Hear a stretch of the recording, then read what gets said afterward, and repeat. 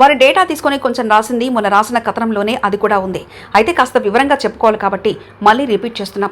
2018లో డిపార్ట్మెంట్లో జాయిన్ అయిన ఆ ఇద్దరు విడతల వారీగా చాలా చక్కగా మొత్తం కార్యాలయాన్ని తమ గుప్పట్లో తీసుకున్నారని రాశాం. ఆ తర్వాత ఏ ఉన్నతాధికారికి ఇక్కడికి ట్రాన్స్ఫర్ అయ్యి వచ్చినప్పటికీ మొత్తం పెత్తనం వీలదే ఉండేలా చూసుకున్నారని రాశాం.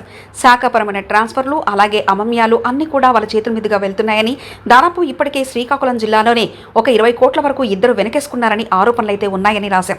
ఆ ఇద్దరు చాలా కీలకంగా డిఎంహెచ్ఓ కార్యాలయంపైనే ఉంటూ అన్ని విషయాల్లో చక్రం తిప్పుతున్నారని రాసుకొచ్చాం. ఇంకా చాలా ఇన్ఫర్మేషన్, కీలకమైన సమాచారం అక్షర శిల్పం దగ్గర క్లియర్గా ఉంది. అందుకని ఎలాంటి వార్తలు రాయడానికి వెనకాడబోమని అక్షర శిల్పం శ్రీకాకుళం వైద్య శాఖ కార్యాలయంపైనే ఉన్న ఆ ఇద్దరి హెచ్చరికల లాంటి కథనం రాసింది. ఇక కథనం వచ్చిన తర్వాత కూడా ఇద్దరిలో మార్పు లేదు.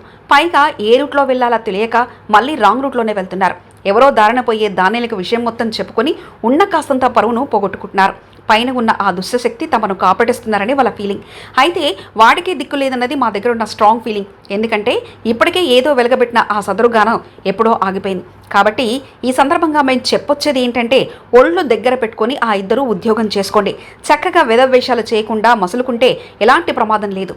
లేని పక్షంలో ఇంకో కథనంతో మీ రికార్డులతో సహా అటు పత్రికల్లోనూ ఇక టీవీలోనూ రెండిట్లలో వరుసగా కథనాలు వస్తాయని చెప్పడానికి ఈ రెండో కథనం రాయాల్సి వస్తుంది. మీరు ఎవరికైనా ఈ విషయాలు చెప్పారో, ఎవరిని సంప్రదించారో వారందరినీ కూడా హెచ్చరిక లాంటి సిగ్నల్స్ పంపించడం కూడా మా ముందున్న ప్రధాన బాధ్యత.